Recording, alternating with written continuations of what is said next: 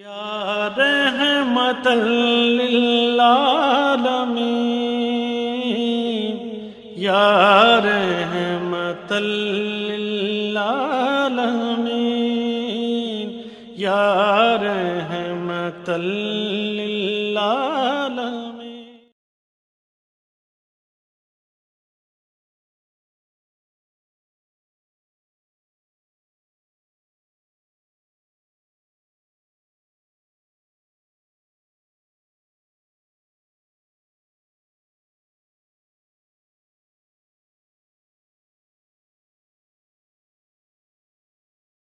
اللهم صل على محمد وعلى آل محمد كما صليت على إبراهيم وعلى آل إبراهيم إنك حميد مجيد. اللهم بارك على محمد وعلى آل محمد كما باركت على إبراهيم وعلى آل إبراهيم إنك حميد مجيد.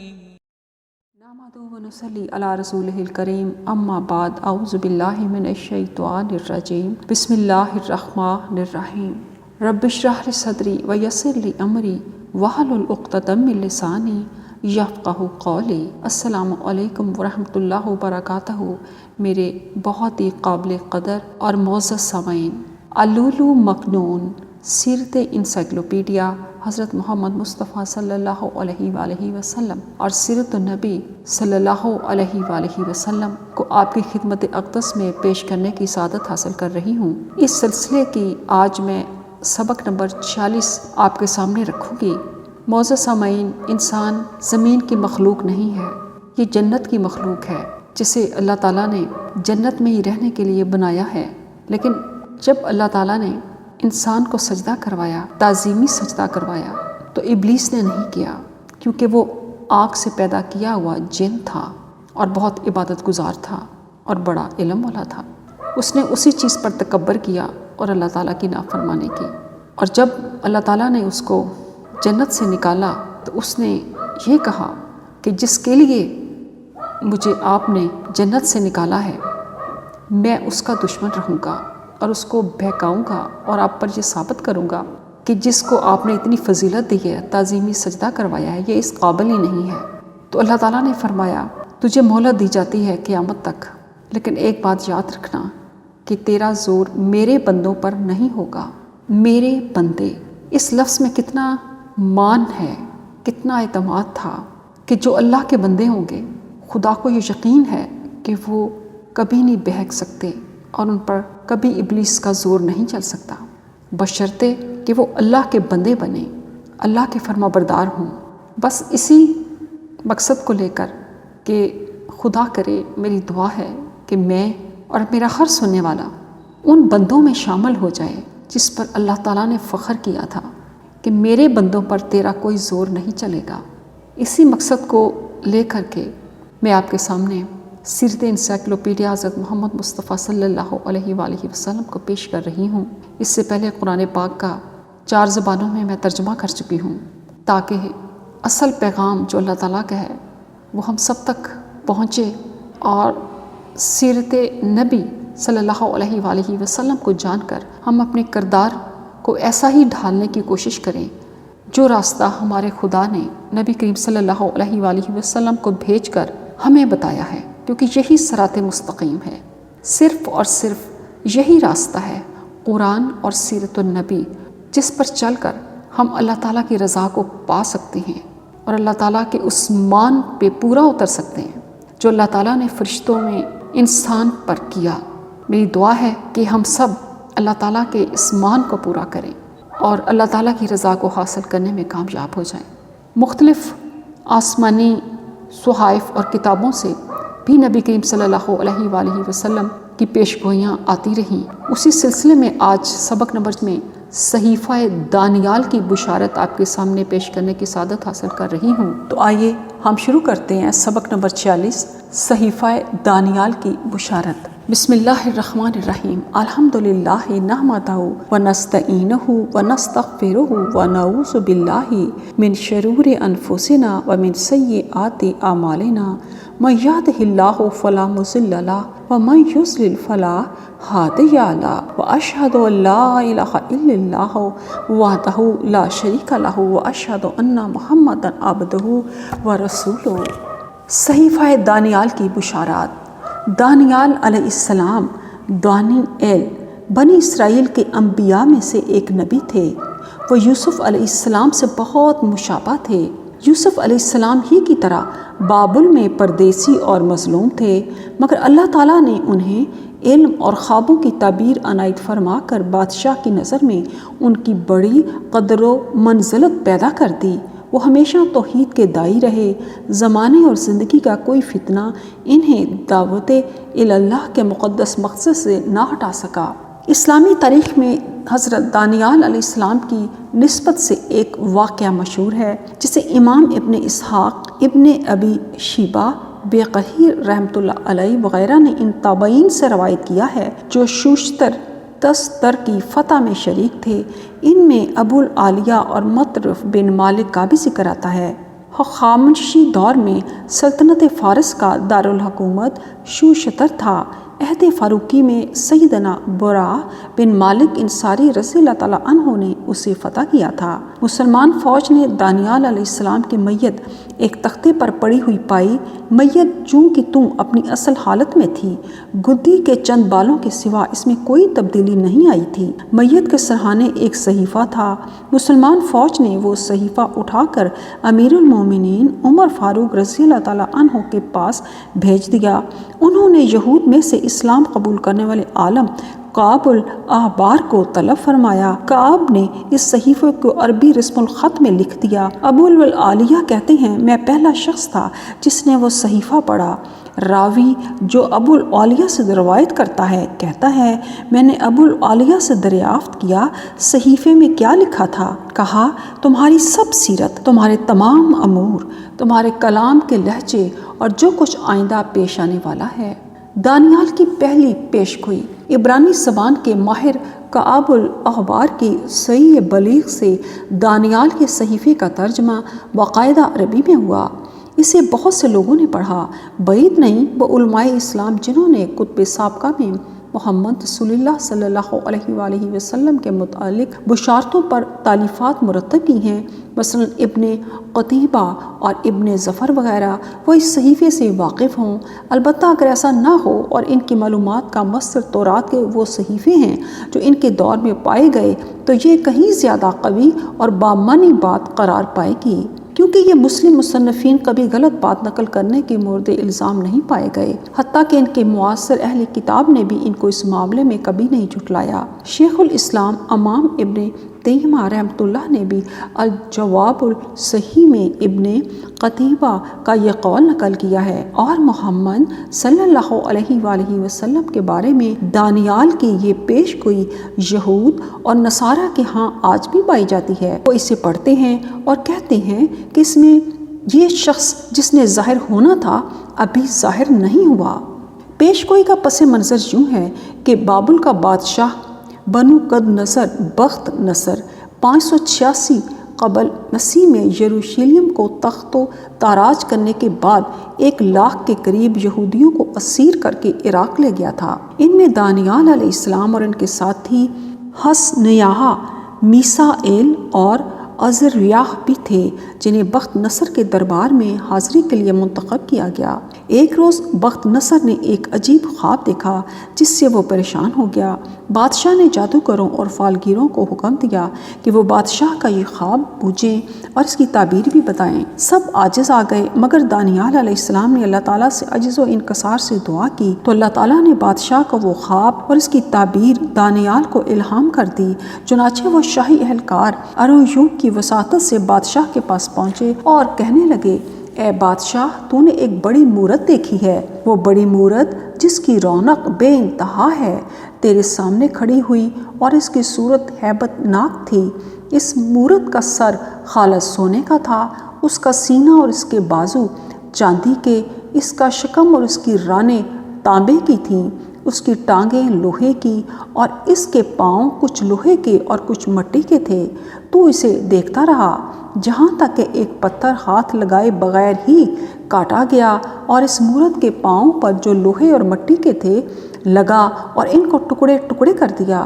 تب لوہا اور مٹی اور تانبا اور چاندی اور سونا ٹکڑے ٹکڑے کیے گئے اور تابستانی کھلیان کے بھوسے کی مانند ہوئے اور ہوا ان کو اڑا لے گئی جہاں تک کہ ان کا پتہ نہ ملا، اور وہ پتھر جس نے اس مورت کو توڑا ایک بڑا پہاڑ بن گیا اور تمام زمین میں پھیل گیا۔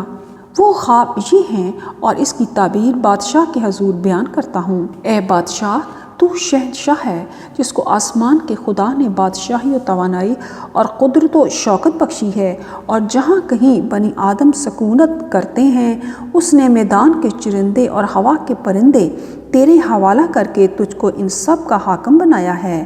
وہ سونے کا سر تو ہی ہے، اور تیرے بعد ایک اور سلطنت برپا ہوگی تو تجھ سے چھوٹی ہوگی، اور اس کے بعد ایک اور سلطنت تانبے کی جو تمام زمین پر حکومت کرے گی، اور چوتھی سلطنت لوہے کی مانند مضبوط ہوگی، اور جس طرح لوہا توڑ ڈالتا ہے اور سب چیزوں پر غالب آتا ہے، ہاں جس طرح لوہا سب چیزوں کو ٹکڑے ٹکڑے کرتا اور کچلتا ہے، اسی طرح وہ ٹکڑے ٹکڑے کرے گی اور کچل ڈالے گی۔ اور جو تو نے دیکھا کہ اس کے پاؤں اور انگلیاں کچھ تو کمہار کی مٹی کی اور کچھ لوہے کی تھیں، سو اس سلطنت میں تو فرقہ ہوگا۔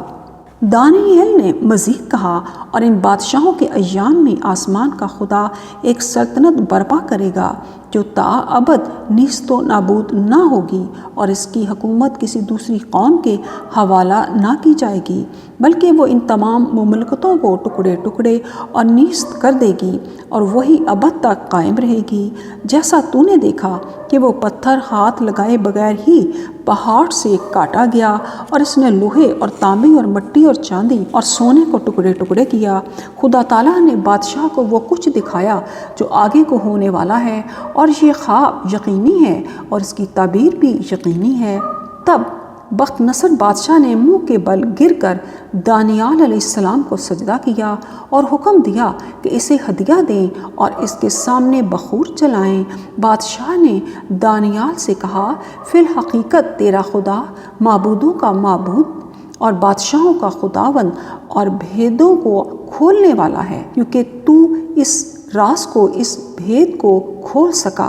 یہ بات بھی ہمیں پتہ چلتی ہے کہ گزشتہ شریعتوں میں سجدہ تعظیمی جائز تھا، جیسے کہ قرآن میں ہے کہ سیدنا یوسف علیہ السلام کے والدین اور بھائیوں نے انہیں سجدہ کیا تھا، مگر شریعت اسلامیہ نے اسے روا نہیں رکھا اور ممنوع قرار دیا۔ رسول اللہ صلی اللہ علیہ وآلہ وسلم کا ارشاد گرامی ہے، کسی انسان کے لیے جائز نہیں کہ وہ کسی انسان کو سجدہ کرے۔ اگر کسی انسان کے لیے کسی انسان کو سجدہ کرنا ٹھیک ہوتا تو میں عورت کو حکم دیتا کہ وہ اپنے خامند کو سجدہ کرے، کیونکہ خامند کا اس پر بہت بڑا حق ہے۔ دانیال کی پیشگوئی یہ تھی، آسمان کا خدا ایک سلطنت برپا کرے گا جو تا ابد نیست نہ ہوگی۔ اس آیت کے مطابق آخری نبی صلی اللہ علیہ وآلہ وسلم کے ذریعے اللہ کے دین کی تکمیل ہوئی اور اسلام کی خلافت و سلطنت قائم ہوئی، جو پچھلے 1500 سال سے چلی آ رہی تھی اور تا ابد فروغ پائے گی۔ لیکن مسیحی مصنفین اسے تسلیم کرنے کی بجائے اس پیشگوئی کی مختلف تعویلیں کرتے ہیں، جبکہ مسیح علیہ السلام کے 350 سال بعد تک عیسائیوں کی کوئی سلطنت قائم نہ ہو سکی۔ خود یسوع عیسیٰ علیہ السلام نے لوگوں کو بتایا کہ میں اپنے باپ رب کے پاس جا رہا ہوں، اللہ تعالیٰ تمہیں دوسرا مددگار بخشے گا جو ابد تک تمہارے ساتھ رہے گا۔ اس قول کے بعد اب یسوع کی بات کو صحیح مانا جائے یا بائبل کے شارحین کی بات کو؟ آیت نمبر 2، بلکہ وہ ان تمام مملکتوں کو ٹکڑے ٹکڑے اور نیست کرے گی۔ اس پیشگوئی کے مطابق مسلمانوں نے اپنے عہد کی بڑی بڑی مملکتوں کے ٹکڑے ٹکڑے کر دیے، جبکہ یسوع علیہ السلام بار بار کہتے رہے کہ میری بادشاہی اس دنیا کی نہیں ہے۔ پیشگوئی میں لوہے کی 2 ٹانگوں سے مراد مشرقی اور مغربی شاخوں میں بٹی رومی سلطنت تھی، جس میں بظاہر لوہے کی سی مضبوطی تھی، مگر وہ ایک نئی طاقت یعنی آخری نبی حضرت محمد صلی اللہ علیہ وآلہ وسلم کے دین اسلام کی قوت کے آگے ڈھیر ہو جانے والی تھی۔ شارحین بائبل کھینچ تان کر خدا کی بادشاہت کو مسیح کی بادشاہت پر منطبق کرتے ہیں، حالانکہ اس سے مراد نبی صلی اللہ علیہ وآلہ وسلم کی بعثت اور اسلام کی سلطنت ہے۔ دین اسلام کی پیش رفت نے روم و فارس کی عظیم الشان سلطنتیں ٹکڑے ٹکڑے کر دیں اور اس خطے میں اسلام کو مستقل غلبہ حاصل ہو گیا۔ بخت نصر نے جو خواب دیکھا اور دانیال علیہ السلام کو خواب میں اس کی تعبیر جو بتائی گئی، اس کے حوالے سے شیخ سفر الحوالی لکھتے ہیں، اس خواب کا ہمیشہ یہ وصف بیان کیا گیا ہے کہ اہل کتاب کے صحیفوں میں تاریخ کی بابت پایا جانے والا یہ سب سے سچا مشہور ترین خواب ہے۔ اہل کتاب کئی صدیوں تک اس خواب اور اس کی تعبیر کو مانتے رہے۔ اسی دوران میں ان کو اس پر شک نہ ہوا کہ یہ پیش گوئی اپنے ظاہر ہی پر معمول ہونی چاہیے، اور یہ کہ اس پیش گوئی میں مذکور پہلی مملکت سونے کا سر بابل کی کلدانی سلطنت ہے، اور دوسری مملکت چاندی کا سینہ فارس کی خاشی منشی سلطنت ہے، جو بابلی سلطنت کے بعد قائم ہوئی اور عراق، شام اور مصر تک اس کا سکہ چلتا رہا، اور تیسری مملکت تانبے کی رانی سلطنت یونان ہے، جس نے سکندر مقدونی کی بادشاہت 336 قبل مسیح تا 323 قبل مسیح میں سلطنت فارس کو رونپ ڈالا، اور چوتھی مملکت ٹانگیں لوہے کی اور پاؤں کچھ لوہے اور کچھ مٹی کے سلطنت روما تھی، جو بعد میں دو حصوں میں بٹ گئی، ایک مضبوط مشرقی سلطنت جس کا پایہ تخت قسطنطنیہ تھا، جو 1453 عیسوی میں عثمانی ترکوں کے ہاتھوں ختم ہوئی، دوسری کمزور مغربی سلطنت جس کا پایہ تخت روم اٹلی تھا، جو 476 میں جرمہ تک حملہ آور اور اوڈوکر کے ہاتھوں تباہ ہوئی۔ اہل کتاب اس خواب پر اس قدر گہرا ایمان رکھتے تھے کہ وہ بڑی بے تابی سے پانچویں مملکت خدائی سلطنت کا انتظار کر رہے تھے، جو شرک، کفر اور ظلم کی سلطنتوں کو تہ بالا کر کے رکھ دے گی۔ ان کی بے صبری خاص طور پر اس لیے بھی تھی کہ اس چوتھی سلطنت یعنی سلطنت روم نے اہل کتاب پر بے انتہا ظلم ڈھائے تھے۔ اسی نے 70 عیسوی میں بیت المقدس اور ہیکل سلیمانی کو برباد کیا اور یہود کو ذلیل و خوار کر کے دیس نکال دیا گیا۔ پھر یہ رومی ان عیسائیوں کو 3 صدیوں تک ظلم و اذیت کی چکی میں پیستے رہے، جہاں تک کہ رومی حکمران قسطنطین نے تحریف شدہ عیسائیت قبول کرنے کا اعلان کیا، مگر وہ ظلم جو یہود اور نصارہ کے موحد طبقوں اور رومیوں کے مخالف سب فرقوں پر روا رکھا جاتا تھا، وہ بدستور جاری رہا۔ اہل کتاب یقینی طور پر جانتے تھے کہ وہ پانچویں سلطنت نبی آخر الزمان صلی اللہ علیہ وآلہ وسلم کے ہاتھوں قائم ہوگی۔ انہیں یہ ارکون الاسلام امن کا بادشاہ کہتے تھے۔ اس کے بارے میں یہ بھی جانتے تھے کہ ان کے کندھے پر نبوت کی مہر ہوگی۔ انہیں معلوم تھا کہ تمام انبیاء اکرام ان کی آمد کی بشارت دے کر گئے ہیں، جہاں تک کہ اہل کتاب میں سے جن علماء کو ہدایت نصیب ہوئی، انہوں نے صرف ایک یسایہ نبی ہی کے صحیفے سے آپ صلی اللہ علیہ وآلہ وسلم کی بابت 30 بشارتیں اکٹھی کیں۔ اہل کتاب بہت سی تاریخی اور واقعاتی نشانیوں سے بھی یہ جانتے تھے کہ اس آخری نبی کی آمد قریب ہے۔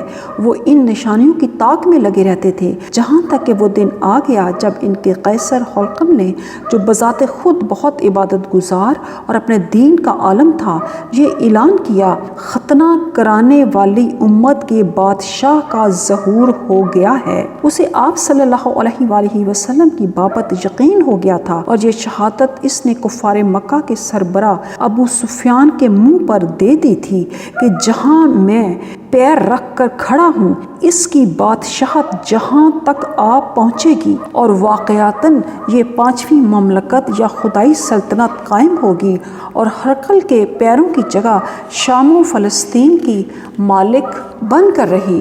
ہرقل کو شام چھوڑنا پڑا، اور بوقت رخصت اس کے یہ الفاظ تاریخ کا حصہ بن گئے: سلام علیکی یا سوریہ، سلام اللہ لقاء بعدو، الوداع اے سرزمین شام، الوداع، اب تجھ سے کبھی ملاقات نہیں ہوگی۔ یہ خدائی مملکت بت پرستانہ تہذیبوں اور سلطنتوں کو رونتی ہوئی روئے زمین پر ہر طرف بڑھتی ہی چلی گئی۔ یہ اس بات کی اس وقت کی آباد زمین کے ایک بڑے حصے پر حکمران ہوئی اور بنی نوع انسان کو توحید اور امن و انصاف کا پیغام دیتی رہی، جہاں آ کر اس 5ویں سلطنت کی تفسیر پر اہل کتاب میں بہت زیادہ اختلاف ہو گیا اور وہ تفرقے میں پڑ گئے۔ ارشاد باری تعالیٰ ہے، بسم اللہ الرحمن الرحیم، وما تفرق الذین اوتوا الکتاب الا من بعد ما جاءتهم البینہ، اور جن لوگوں کو کتاب دی گئی انہوں نے اپنے پاس روشن دلیل آ جانے کے بعد تفرقہ کیا۔ اہل کتاب میں سے کچھ ایسے ہوئے جو ایمان لائے اور ہدایت پا گئے، یہ بھی کوئی کم تعداد میں نہیں تھے۔ کچھ ایسے ہوئے جو گریز و فرار اور انکار کر گئے اور اپنے کفر و انکار کی توجیہ کرتے کرتے اتنے گروہوں میں بٹ گئے جو حد شمار سے باہر ہیں۔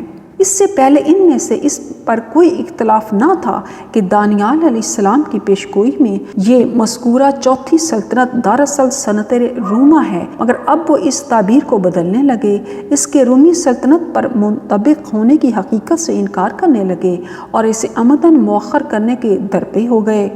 یہود و نصارہ نے اپنے مخصوص مقاصد کے لیے پیشگوئی میں اس پہاڑ کو وہ ملینیم قرار دیا جس میں عیسائی عقیدے کے مطابق مسیح علیہ السلام کا دوبارہ نزول ہونا تھا، یا پھر یہودی عقیدے کے مطابق اس پہاڑ کو داؤدی سلطنت عظمیٰ ٹھہرایا جس کی قیادت مسیح الیہود جلد آ کر کرے گا۔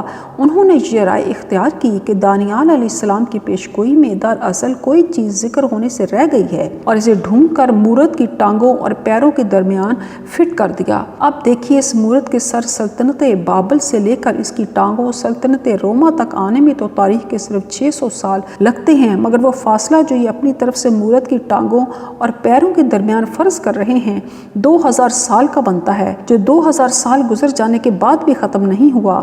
یہ بدستور بڑھتا ہی چلا جا رہا ہے اور قیامت تک بڑھتا چلا جائے گا۔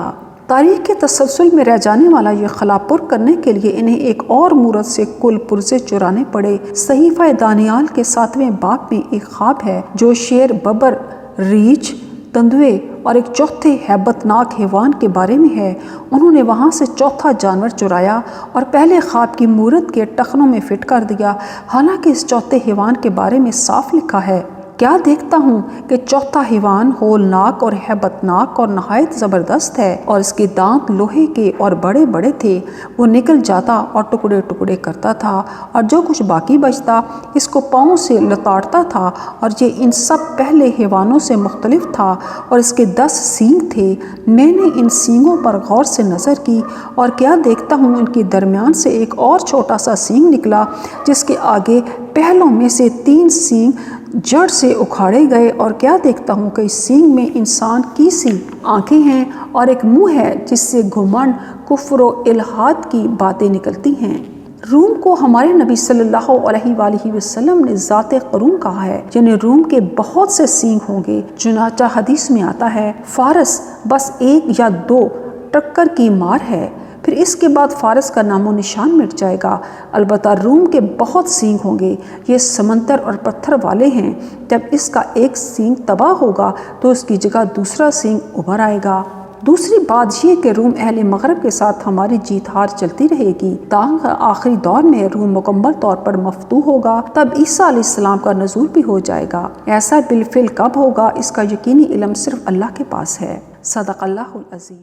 اللهم صل على محمد وعلى آل محمد كما صليت على إبراهيم وعلى آل إبراهيم إنك حميد مجيد اللهم بارك على محمد وعلى آل محمد كما باركت على إبراهيم وعلى آل إبراهيم إنك حميد مجيد